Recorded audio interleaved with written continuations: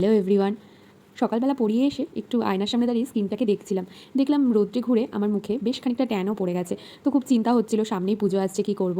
বাড়ি এসে দেখছি মা চালের গুঁড়োকে রোদ্রে দিচ্ছিল। পুজো আসছিল তাই কিছু কিছু করে মা সব জিনিসগুলোকেই রোদ্রে দিচ্ছে। আমার মাথায় স্কিন কেয়ার করার জন্য একটা ভালো আইডিয়া চলে আসলো। তো আমি প্রথমেই একটা বাটির মধ্যে একটু চালের গুঁড়ো নিয়ে নিয়েছিলাম। তারপর ফ্রিজ খুলে দেখলাম যে ঘরে দুধ আর টক দইও ছিল।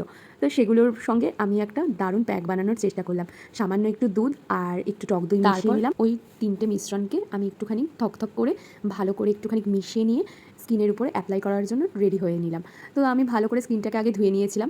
তারপর আমি ভালো করে স্কিনের উপরে সেটাকে অ্যাপ্লাই করে নিয়েছিলাম, শুধু আইজ এরিয়াগুলো বাদ দিয়ে। ভালো করে সমস্ত মুখে অ্যাপ্লাই করে আমি ওয়েট করছিলাম 15 মিনিট ধরে।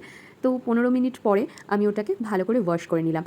তোমরা চাইলে তোমরাও এটা করতে পারো, কারণ চালের গুঁড়ো আর দুধ ত্বকের জন্য খুবই উপকারী আর প্রাকৃতিকভাবে ত্বককে উজ্জ্বল ও মসৃণও করে। পুজোর আগে তোমরাও বাড়িতে এমন প্যাক বানিয়ে মাখতে পারো। টাটা।